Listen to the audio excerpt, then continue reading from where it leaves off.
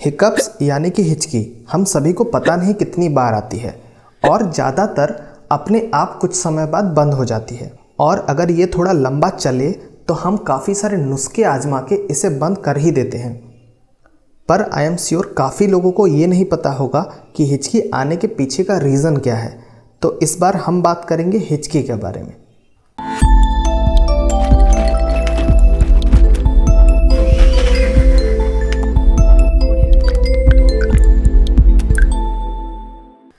क्योंकि हिचकी हमारे ब्रीदिंग से जुड़ा हुआ है, पहले हम अपनी ब्रीदिंग सिस्टम या सांस लेने के प्रोसेस को थोड़ा देख लेते हैं। ये है अपना लंग्स या फेफड़े, इसके नीचे डायफ्राम, इनको बाहर से जोड़ता है ट्राकिया या श्वास नली, और ये जो छोटा सा है ये है एपिग्लोटिस यानी साउंड डिवाइस या स्वर तंत्र। ग्लोटिस से कुछ याद आया? बढ़िया।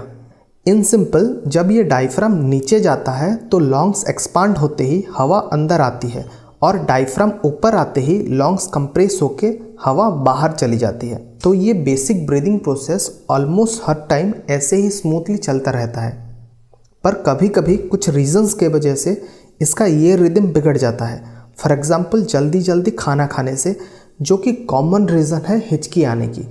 खाने की वजह से हवा की मूवमेंट में रुकावट आता है और उसको कंपेंसेट करने के लिए डायफ्राम रैपिडली ऊपर नीचे होने लगता है और इसकी वजह से एयर ज़्यादा अमाउंट में और काफ़ी तेज़ी से अंदर बाहर होने लगता है और इसी दौरान अपने ग्लोटिस या स्वर तंत्र में हिक करके एक साउंड आता है और इसी साउंड की वजह से हम इसे हिकअप्स बोलते हैं।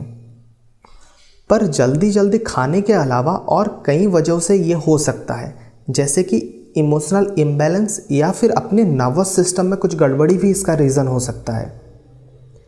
हिकअप्स ऑन एन एवरेज कुछ मिनटों के लिए होता है, पर आप ये जानकर हैरान होंगे कि चार्ल्स ऑसबर्न नाम के एक आदमी को 68 ईयर्स हिकअप्स हुआ था, 1922 से 1990 तक।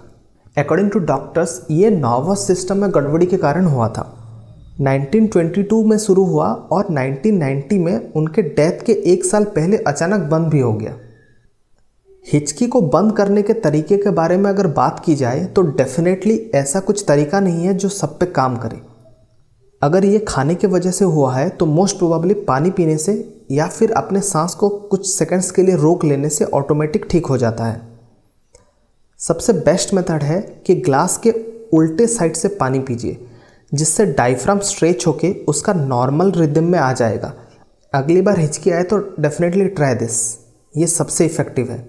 और अगर हिकअप्स नर्वस सिस्टम गड़बड़ से हुआ है तो किसी को सडन डराने से या फिर किसी भी वे से उसका माइंड डाइवर्ट करने से ज़्यादातर बंद हो जाता है।